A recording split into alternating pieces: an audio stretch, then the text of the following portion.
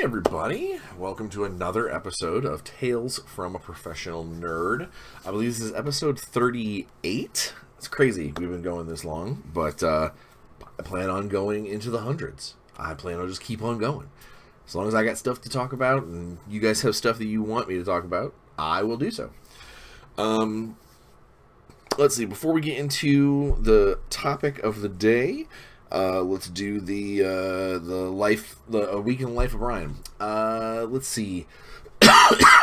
As you can tell, I'm still sort of fighting a cold. I took some cold medicine earlier, so we should be all right. And it shouldn't knock me out or make me loopy. At least that's what it said on the box. It said no loopy Brians. But today, I think we are gonna take a trip over to the hobby rig, show you some stuff that I've been working on, and that'll be the primary topic / story of the day. Will be what we're working on over there. But as far as Life of Brian goes, it has been a pretty basic week. Let's see. Ran my family D&D game on Monday. It was a short session, which I wish that it could have been longer, but just, circumstances as they were, we couldn't play on a weekend. We had to play on a Monday night, and it's a school night, and just, real life gets in the way sometimes.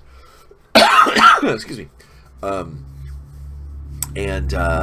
that's it is what it is, and gotta move forward, as if it's just a shorter session. I got them to a really nice stopping point for the next time that we get to play. I'm sure will be an action-packed,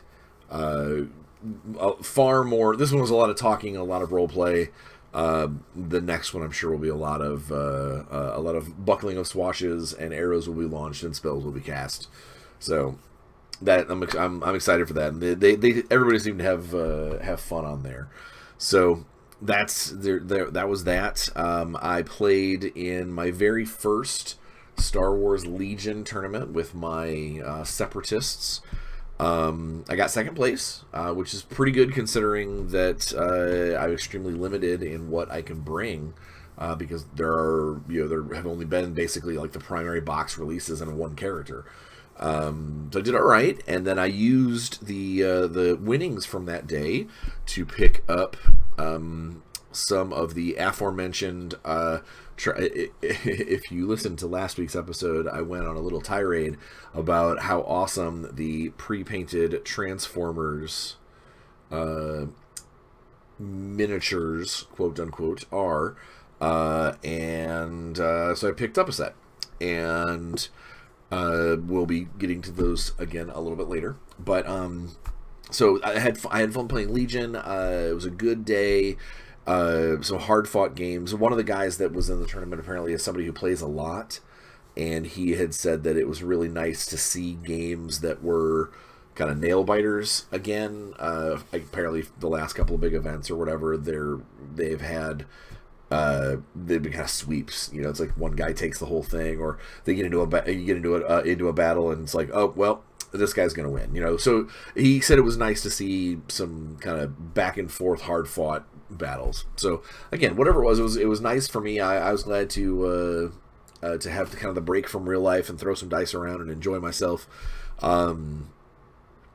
Second place was nice. First place would have been cooler, but what are you gonna do? I'm not gonna complain about me doing as well as I did in my first tournament outing. I look forward to, I think next month there's one where it is a team tournament where you get two people with small forces get together in the same battlefield against two people with similarly small forces. So we'll see how that goes. Let's see, what else?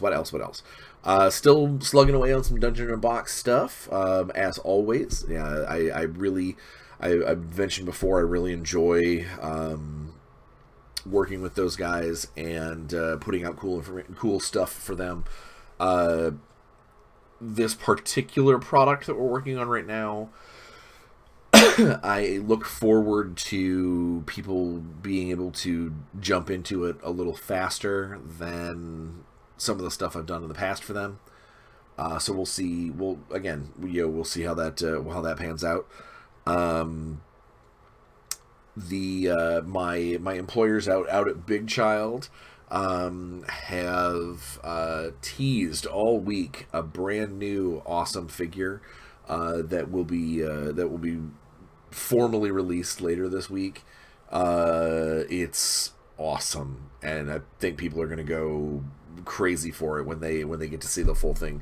I know our website guy has been giving just little tidbits, little tastes of, hey, check out this axe, check out this severed head, check out this skull. So I think people are going to be like, when they get to see the whole thing, they're going to, jaws will be dropping, there will be keyboards that have drool on them. It will be fantastic, and I will make sure to spread it around on Facebook as you do. Let's see, what else? I officially made my. I know here on the channel I've said before that I'm working for Crafty Games, the guys who do Mistborn and Spycraft and Fantasycraft. I officially made my presence known on their Facebook page. Kind of stepped out of the shadows and was asking some questions. Kind of getting my toes wet on the Crafty fan scene. So that more to come from there, obviously down the road.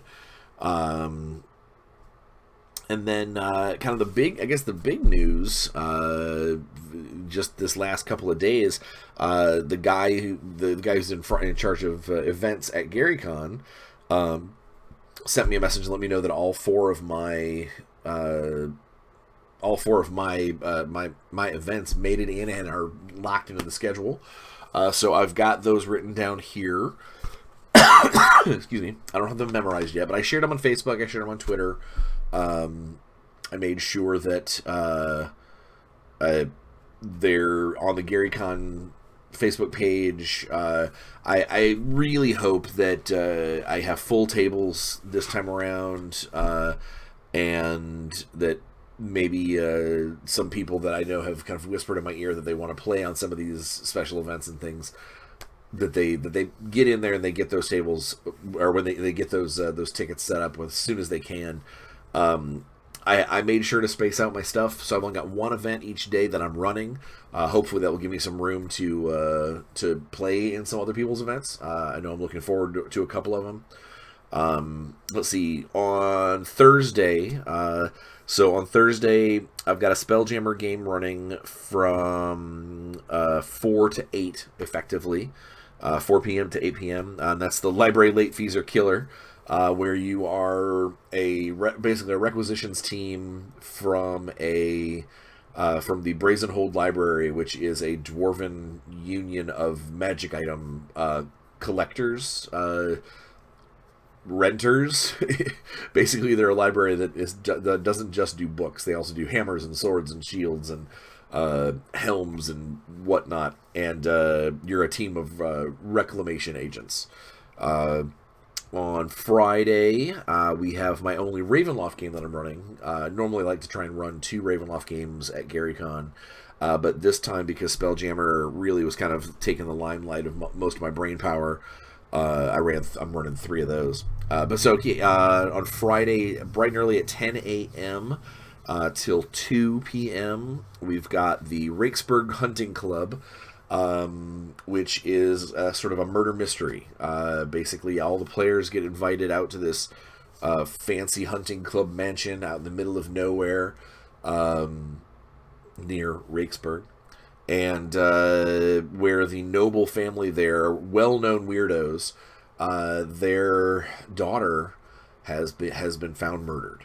And it's a murder mystery in the fact that the nobles that own the place, the family there, they 100% know that one of the guests is who killed Annie, who killed their daughter. And over the course of the game, people will find out what's going on. And obviously, it's not just there's more to it than just, okay, I guess I did it. So we'll go from there. It's typical Ravenloft. Dark secrets abound, gothic horror around every corner, squeaky floorboards, spiders. On Saturday at from 12 to 4, I've got another Spelljammer game called The Big Score in the Phlogiston. Now this one is actually it's part of another family of games that centers around the Wormstar 2. The Wormstar 2 is the ship that I created, whose crew and captain and everything I created for the Gen Con 2019 charity game. So this is another Wormstar 2 adventure. So basically, some of the crew will be the same. There will be some new members. It is designed. These Wormstar 2 adventures are designed to have a similar feel and a little like a little memory. They're like, oh, remember that time that we went inside the giant great beholder? Yeah, that was great. So if there's anybody who watched the charity event, I highly, and I was going to be at GaryCon, I highly think that they should try and get into that event. It's numbered 342, and especially if you are one of the industry folk that played at the charity game, half of those characters are returning. So if it might be one of the characters you've already played, and how cool would it be for you to get to play that character a second time in a new adventure. So that's on Saturday, and then on Sunday, to wrap up the whole thing, I've got another Spelljammer game called the Noble Efforts to Save an Arcane. That one's on Sunday from 11 to 3. Basically, that one is you are a group of diplomats, all of noble bearing, that have been sent to negotiate the release of a captured arcane. And if you're not familiar with Spelljammer,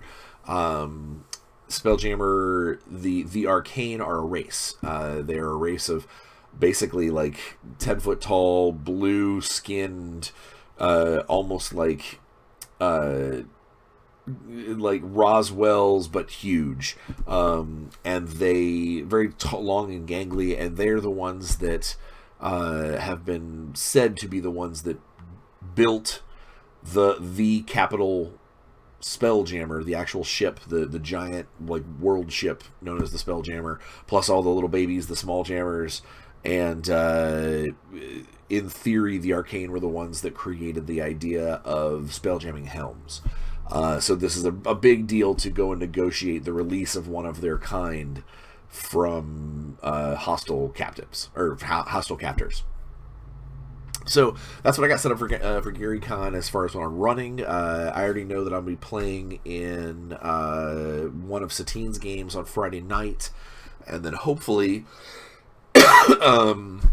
I'll be able to pop in and play in some other games along the way, kind of here, there, and everywhere during the convention. I'm gonna try to make the most out of that show, and roll some dice, and really, really kind of do the motto of this channel and play some games while I'm there.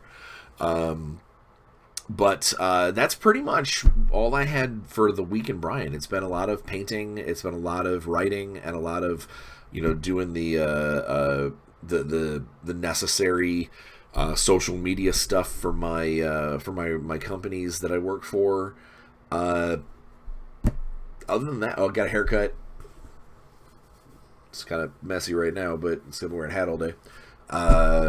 Yeah, nothing too crazy, nothing out of the ordinary. I will do a quick shout out to the writing team for the DCCW guys who wrapped up the Crisis on Infinite Earths. Excuse me. On the CW this week.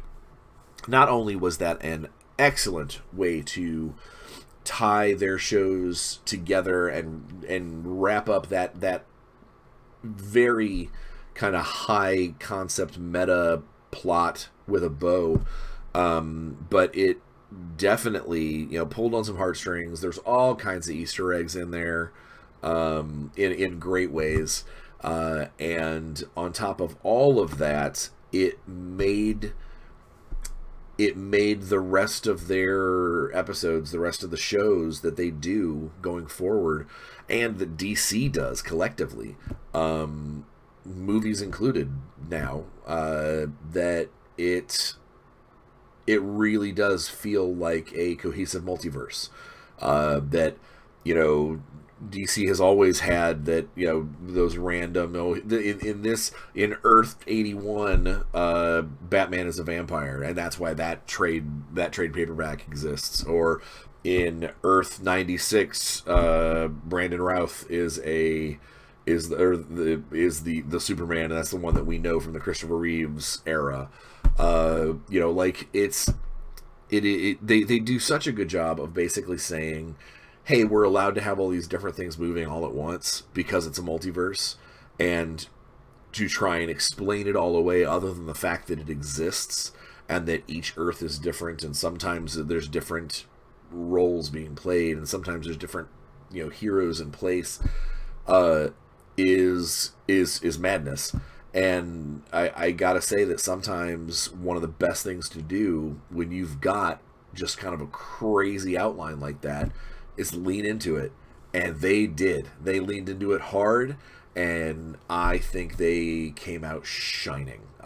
There was a couple of awesome, I'm not even going to spoil it, a couple of awesome moments. One of which, the fact that it didn't get spoiled on Twitter or comic book news or whatever in the interim between when it got filmed and when it came out is mind-boggling. But the fact that it didn't, I literally, while I'm sitting there watching, I literally gasped and stood up in my chair and said, hell yeah. So it's, as a DC fanboy, it hit all of my buttons. It fired on all the cylinders. And if you are a fan of DC Comics and those plot lines and the movies and the shows, you have to watch it.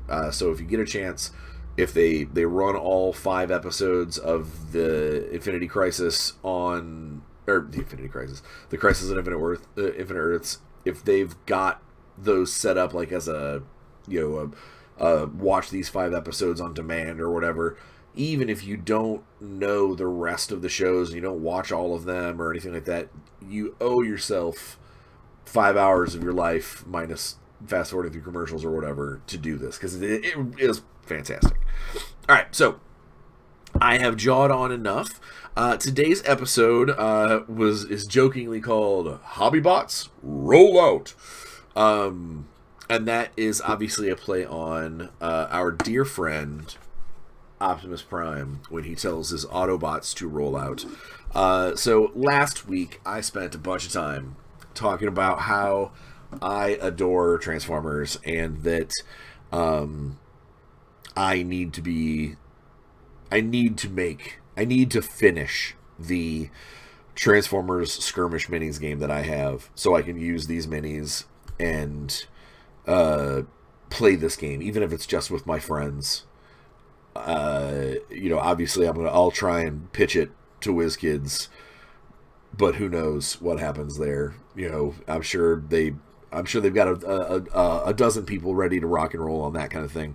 But either way, I plan on having a good time with me and my friends and my robots. So today I wanted to take a quick little jaunt over to the hobby rig and spend a little time painting my Autobots.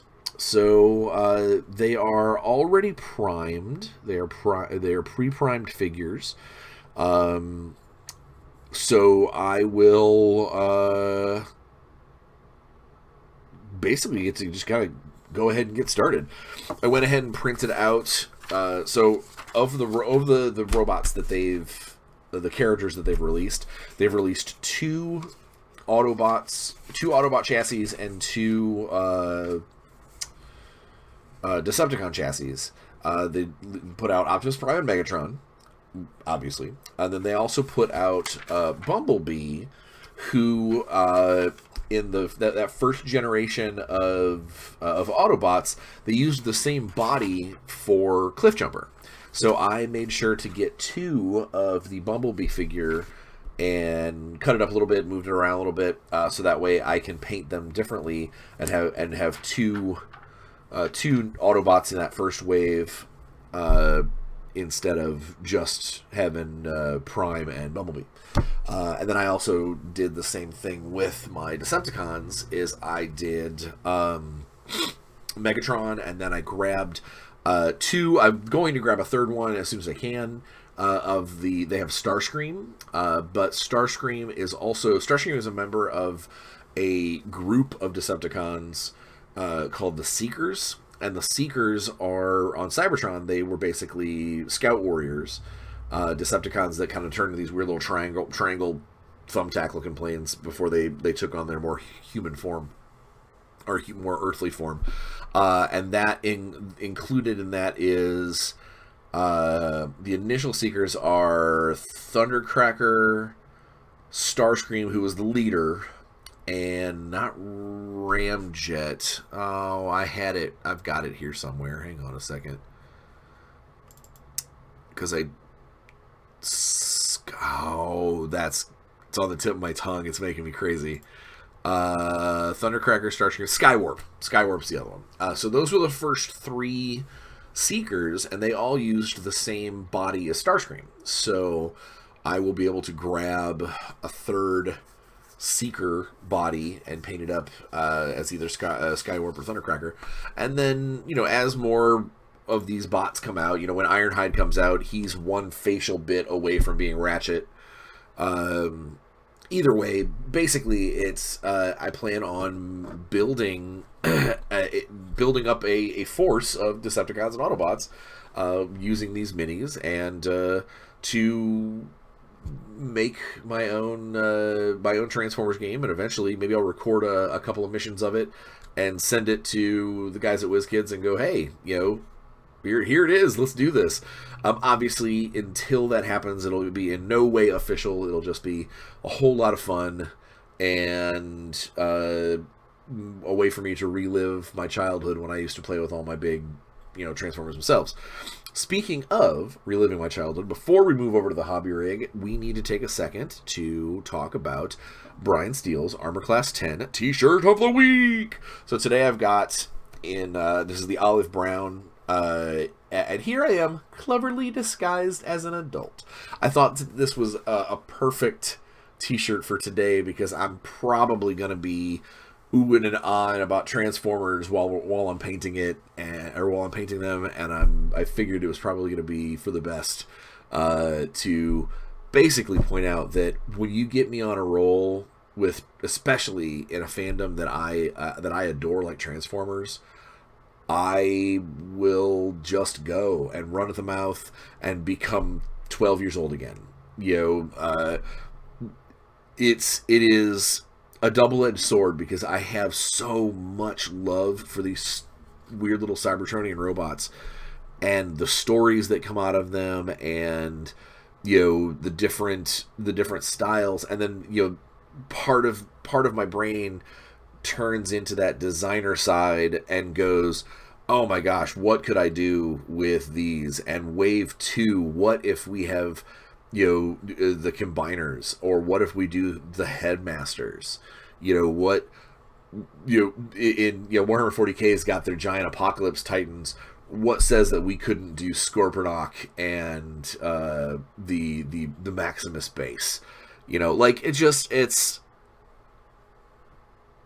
again, I am a product of my imagination, and things like this and cartoons like this are exactly what made my imagination what it is today, and why I hung on to it for so long when so many other people are like, I want to be a doctor, I want to get a job and run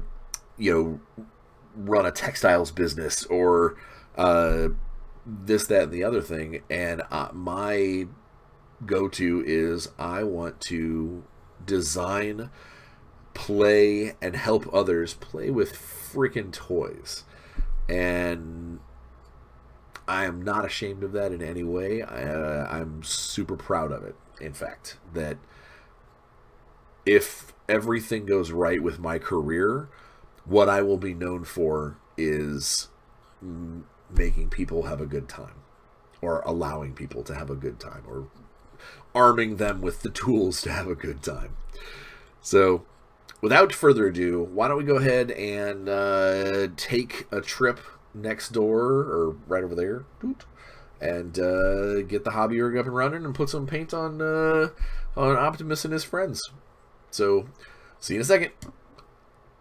Alright, here we are at the hobby rig with my good friend Optimus Prime and my good friend Bumblebee and his friend, slightly modified Cliff Jumper. Scratch my nose. Alright, well then let's get my cameras set up the way I want them to. And then we'll flip over to take a look at all of this fabulousness. Alright, so yeah, basically, so paint-wise, because I could go super realistic and, you know, try and make them almost like non-metal metallic, and which, by the way, I'm terrible at. I'm awful at that particular skill. I've taken classes. I am just not any good at it. So what we are going to try and do is we're going to try and do more like the drop Cliff Jumper on his face. Almost going to try and make them more like the cell shaded style of the cartoon. Very flat.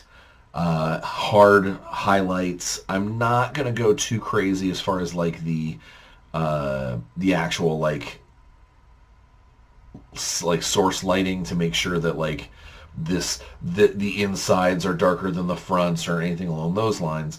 Because again, I don't, you know, these aren't going to be art pieces. These are play pieces. I plan on using these for my aforementioned game. Now, looking at the paint schemes that they've got for the originals, you know, we've got a lot of red, a lot of blue, obviously a lot of yellow for Bumblebee. But I think I actually kind of want to start with the black. Now, excuse me, if I were only painting one of these, like for a client or just because one at a time, then I would do my normal from the inside out paint style, where you're basically painting the lowest colors first and then moving out. But because I'm trying to paint all three of these at the same time, I am going to just to kind of do color matches. And looking at the three of these cats, there are, here, let me turn around so you guys can see. There are three, oh, and my picture-in-picture in the way. The predominant color that matches to all three is black. So that's going to be a good starting point for me to go ahead and do the black of the gun. I'll do the black undertone here because that's going to get dry brushed silver over the top of that. But primarily, there's a lot of blacks and grays on the Bumblebee, the small car, Cliff Jumper and Bumblebee. So we're going to hit that first, I think. So I need some black paint. But yeah, so this again, these are going to be fun. Fun to paint, fun just in general. You know, this is going to be a fun project for me to play with. And, you know, there's a part of me that anytime I design something, you know, yeah, I could, in my mind, I've got it obviously set that I would like it to be for X purpose. You know, I would love this to be for a Transformers game, or I would love this to be for, you know, G.I. Joe versus Voltron, or whatever I'm doing. I would like it to be for those things, but I'm also realistic in the way that that license might never happen. So I want to make sure that I've got, when I design the program, or the program, when I designed the game engine, or in this case, finished designing it because it's mostly already done, is I make it so obviously, if I was showing this to someone who has this license, they know right away. Oh, that's what this is for. This is a Transformers license.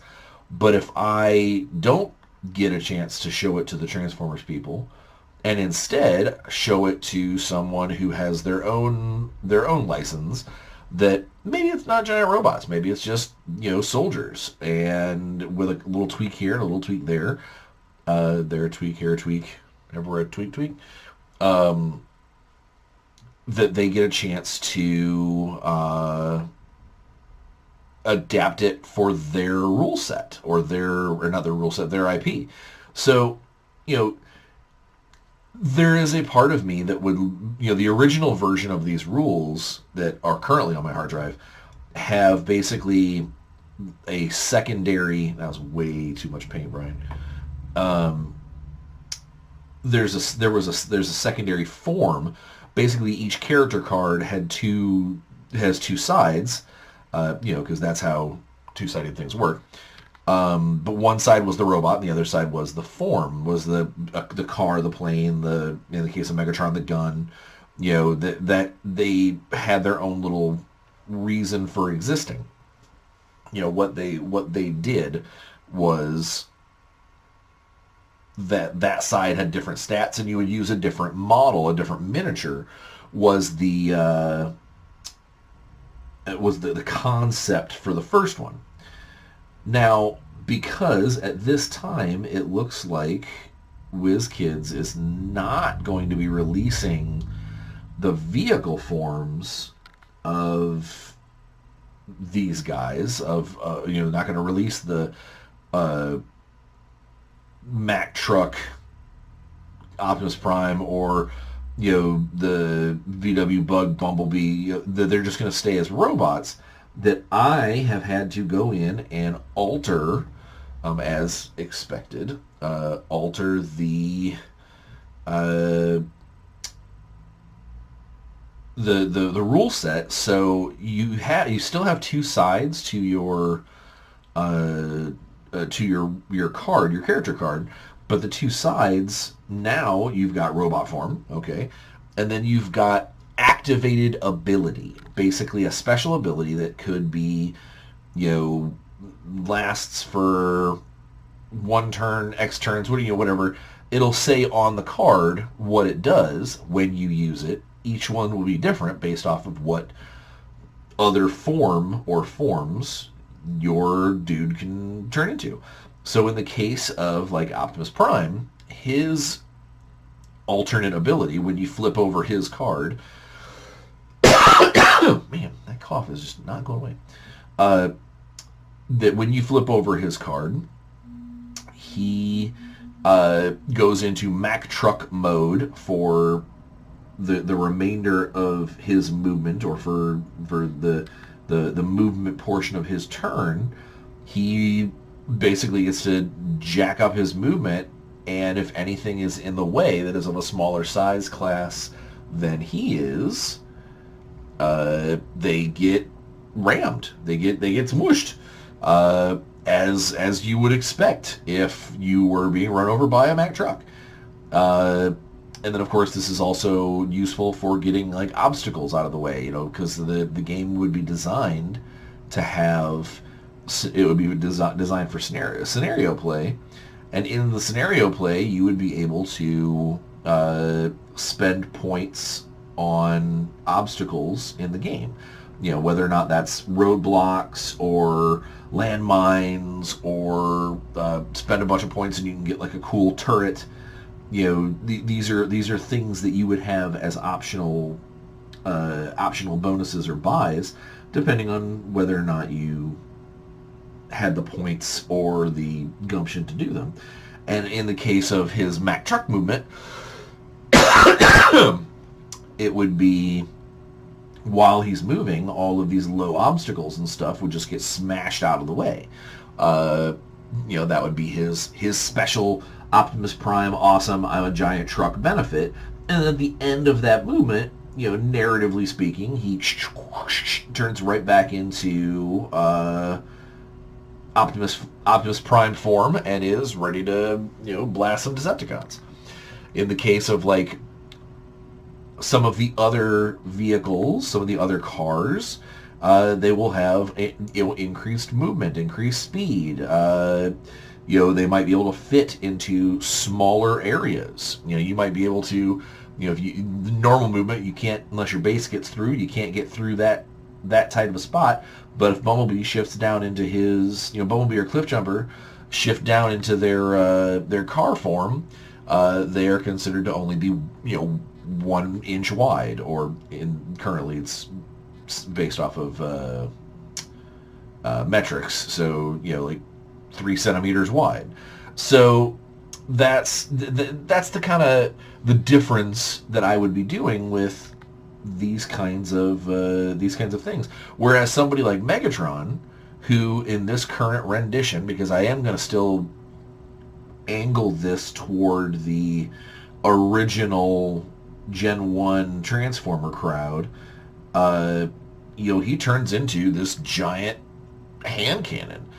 And his special thing, his special hand cannon ability, if you want to call it that, is that basically you flip over his card and anyone within 10 centimeters, because if you remember the cartoon, whenever he shape-shifted, transformed into the gun, he would kind of like fly through the air and land into someone's hands. Normally it was either like Starscream or Soundwave. But either way, basically the gun transforms and becomes an augment for the remainder of the round. You remove Megatron's model and you basically put a token or something on the other guy's robot, and it shows that he's not shooting his own weapons, he's not doing his own stuff, he's firing Megatron, and so you do you do it to be the augmented power. You've got this giant super blaster of death that you've now given to someone else, and you've taken Megatron off the field, so he's not offering, he's not holding objectives, he's not doing whatever. But while he's in someone else's hands, that dude's inflicting crazy amounts of damage, because obviously Megatron's primary thing is that he's an attacker. He's not a leader by hey, you guys love me. He is a leader by you are terrified of me and don't get screwed up. And so that's kind of what I've had to do, is that instead of having an alternate form for some of these guys, they're going to have a power. They're going to have something that they do on the battlefield that makes them, unique and cool, without dumbing it down to the point where, you're in this form. Well, then you're another robot. You're another car. Everybody should have something cool that they do. A reason to be. A reason to bring Bumblebee over Cliffjumper. A reason to bring Skywarp over Thundercracker. Or maybe you just don't want to afford. You can't. You're like, points wise, Starscream's too many points because he's. He is the leader of the Seekers. He's supposed to be amazing. Yeah, he's a coward, but he's a coward only because he doesn't want to die. And when your boss is Megatron, that's always a possibility. So again, the system's not completely done. The characters, I've got a handful of characters already done on the computer, because I knew that if I was building something for Gen 1 Starscream, if I was building something for Gen 1 Transformers, I knew part of what I was going to be doing would be these original, those original, like, was it, I think I said there's like 12 original Transformers I believe, before they started inventing new ones. And those guys, those would have to be the ones that get the first treatment. The first love would go to them for obvious reasons. And so there's a handful of, I've got stats for this guy and that guy, but I won't lie. The fact that on the back of one of the cards, one of the Autobot cards, has a picture of RC, the pink, depending on the show, she is either a like a hot car, like a hot rod sports car, or a motorcycle. I think in the original cartoon she's a motorcycle. That I was not expecting her to be in that initial wave. So I don't have stats for RC. I was expecting for Soundwave his tapes, his special little tape robots that he can get. I knew Laserbeak would be part of it, but I expected was it Ravage, the Panther. I expected Ravage to, because those were like the first two that he ever summoned. And then on the back of one of the on one of the cards, it's got a picture of Laserbeak, which I knew would happen, but also had a picture of Rumble from Rumble and Frenzy, the guys that do the earthquake hammers, which again, kind of a weird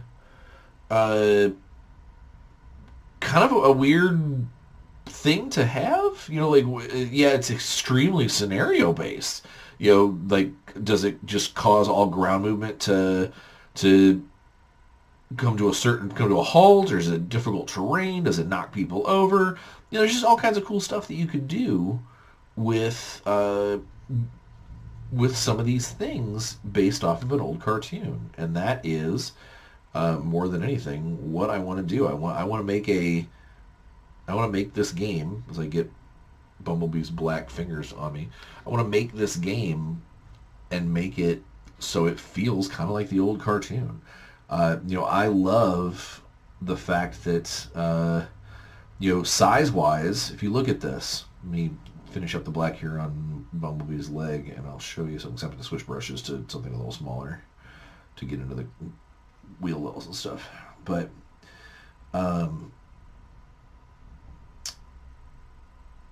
let's take a look. I'll kill two birds with one stone. I'm going to show you something else I painted earlier this week for a commission. I love these guys, but also get to show you something cool. All right, so I painted these cultists for Dust 1947. A client has the Cthulhu cultists. I painted a bunch of them, but if you look at them, they're slightly larger than normal scale, but not enormous. If you put them next to like Bumblebee here, top down does not help, Brian. He is, when it comes to Bumblebee, he's not quite small. Like he's not quite tiny, but if you ever wanted to do like a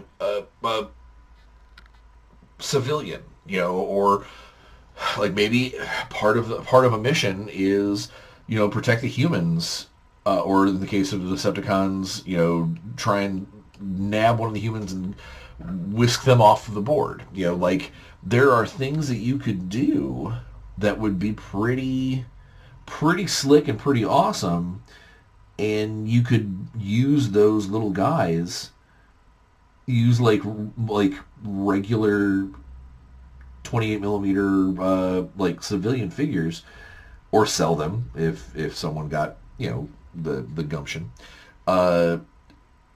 as part of their scenarios. I think that would be sweet. I think that'd be awesome. Part of the old cartoon was always the humans getting into trouble, or getting caught in the wrong spot at the wrong time, or if you really want to go get deep, There was several comic book crossovers between G.I. Joe and Transformers, where you could have a completely different kind of game within a game where you've got the G.I. Joes and their vehicles and their stuff. But that, again, that's now you're dealing with two different licenses, and that's a serious deep cut. Like that is asking for the moon and getting change back. So I don't the initial human representation in a Transformers game for me would be basically as like either targets for the purposes of the Decepticons or assets to either save or get off the field of battle or whatnot for the Autobots. Because I can't see it being able to hold both of those lines, G.I. Joe and Transformers, at full swing for just about any company, especially and keep it a skirmish game. Transformers makes sense as a skirmish game because, at most, more often than not, there was like 5 or 6 robots to a side when there was battle. When things started to happen, there was maybe a handful on both sides duking it out. Every once in a while there's a big war scene, but that was pretty far and few between. And I think that that will be. I think that'll be enough stuff to keep track of, because in my opinion, again, this is strictly my opinion. There are, whenever you have a skirmish game, the fewer or I shouldn't say skirmish game, I should say miniatures game. Whenever you have a miniatures game, the fewer the models that you have on the field to keep track of, the more, the more, I don't want to say complex, but the more detailed you can be about what those models can do. When you start adding extra models to a force and making the forces larger and more time consuming to move around and take into consideration what all they can what actions they can perform and that sort of thing, well then you need to start simplifying down what they're capable of, because otherwise every turn turns into a 2-hour debate. Oh, what do I do with all of my guys? So a game like this, in my opinion, and what I would do is I would have 4 or 5, maybe 6 guys per side, give or take. I think that would be cool. And they would be fairly complex in what they're capable of. Give them a set number of actions. Give them everybody got special powers based off of kind of their role in the cartoon, their role in the various cybertronic political forces.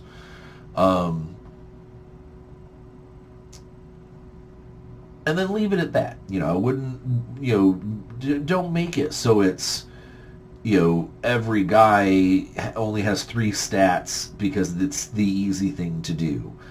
Don't make it so I'm going to sound kind of judgmental here. And I'm going to not name the game because I don't want to. It's not very professional. But there is a miniatures game that is currently out on the market. It is relatively new and it is relatively hot on the presses, although I don't know of a single store that is doing anything with it. That is very simple, very, very simple compared to the number of models that you put on the board. And you normally only put it between 3 to 5 models on the board per side. And that just seems, to me, it screams of, hey, this should be a far more detailed game. But it's not. It's very simple. It is, in my opinion, a little too beer and pretzelsy for the subject matter, and that is not what I would want out of a Transformers game. I would want to have, multiple, yeah, like I said, two-sided stat cards, the cards showing off what they do for this. Oh my god, I just looked at the time. Man, it is taking forever to do these guys. I thought I was going to be able to bust out multiple colors. I'm going to barely get through the black before I'm done with this segment, because I don't want to have this video be a million miles long, or a million hours long. But the what was I saying? Oh no, I just, it's so that the game in question is so simple and very, like, they've taken away the majority of what like choices that you get to make based off, it's very, like, I don't know. I don't want to go on a tirade about someone else's work, because they put a lot of heart and soul into it. It's not my bag, but I don't want to yuck on their yum. So I'm going to change the subject to the fact that we're almost done with painting these, the black sections on these Autobots. But I do want to just take a second and basically say that, yeah, there are games out there that are totally simple, and they have their place, and simplified game rules or streamlined game rules, or whatever terminology you want to use, I think are totally fine if you go into it basically realizing that this is not going to be the most tactical game in the world. This is not going to be, the kind of thing that people are staying up at night discussing the inner workings of the politics. They're going to talk about the next time you did this thing and bashed that dude. Because it's going to be real, very, very beer and pretzely. It's going to be very, well, all right. This is what we've got going on. And I think that if that's what you're into, then you do you, man. Like I said, I can't fault somebody for enjoying themselves. And if that's what they want, if that's the battles that they want and the stories that they want to tell, then do it. Rock and roll. Enjoy that game. It's just not my bag. It's not what I want out of life. And it is not what I would want out of a Transformers game. I would want, there to be heavy scenarios.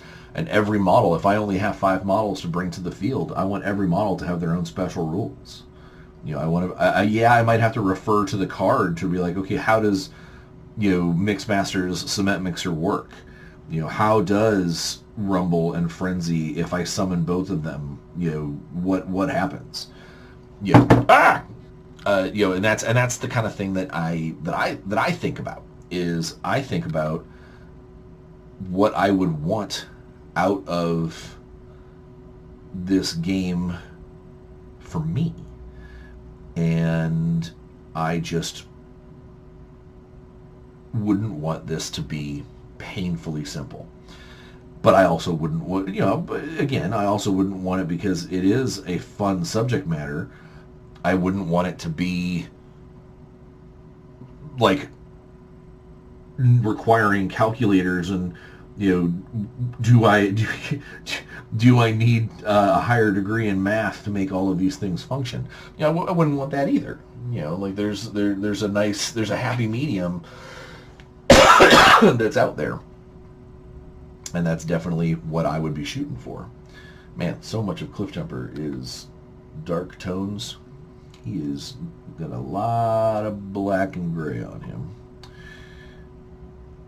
But yeah, so that's kind of where I'm at. Is I'm going to paint these guys, and over the course of this week, I will finish them up, since this video is not going to have enough time on it for me to rock and roll all of them. but I will show you the finished products on next week's video. I'll show you the end result, which will also kind of go hand in hand, because I think next week, I think I've got it slotted for the discussion of the power of fandom. And you guys have been now sitting here for almost an hour listening to me jaw on about how much I love me some Transformers, and I'm talking rules and all this stuff about a game that I haven't even been paid to make, but I'm still making it, and hopefully eventually be able to find somebody who will be able to use it or just have fun with it, like that. And that's just because this is the subject matter that I absolutely adore. So I think next week we're gonna discuss, have a little bit of a thought, have a little bit of a sit down and think about the power that a good, that not even a good fan, but like like a good and solid, powerful fandom has. Lately there's been a lot of issues with certain fans being kind of toxic towards the creators of their of their chosen fandom and whatnot. But we'll talk a little more about that too. So I think that'll be next week's deal. We'll talk about fandoms and stuff. But yeah, so I mean, again, I'm getting close to wrapping up because I need to get this moving. Don't want you guys to sit here staring at me doing black all day on this 3 dudes. But I can't help but think that if a company like WizKids can put out these cool, detailed, I mean, they're not like crazy detailed, they've got some creases and some bends in places where they probably shouldn't bend, but overall, for Gen 1 miniatures, for miniatures based off of an 80s TV show that was designed to sell toys, these are really cool, and I hope they do really well, and I hope that they keep selling them enough that I'll have a solid collection for my game. And more than anything, I hope that I get a chance to make this game for a larger audience, for more folks. All right, let's switch that over. So again, it's getting towards the end of here, and we're gonna pop back over to the other camera for our sign off. But thanks for hanging out with me while I was painting on my Transformers and talking about what I would do with these models if given the opportunity, and maybe one day I will be given the opportunity, or I'll just run a whole lot of fun games between me and my friends, and I'll run it for tongue-in-cheek situations at conventions or something. I don't know. Whatever the case may be. I dig this stuff too much to let it just sit and go dormant. So, all right, cool. Then I'll see you back over the other rig in just a couple of seconds. Well, there you have it. I jawed on and painted some guys, sorta, a little bit. I always feel like I don't get enough done during the hobby rig times. Maybe one day I'll just do like a, giant, like 3-hour video or something. I don't know. But I mean, it's fun to sit and talk and, put brush to model and talk about things. And I mean, that's what this is all about. It's just kind of free-flowing information and chit-chat, and you guys get to listen to what's going on inside this nightmare manufactorum. So, like I said, next week we'll do something cool, talk about fandoms, talk about different things that people get excited about. Maybe we'll get some good comment churning going on in the comments and such. But either way, it's been a good week. Let's make it a better weekend and go out there, enjoy yourself, and play some games. So that's really all I can ask. See you next week.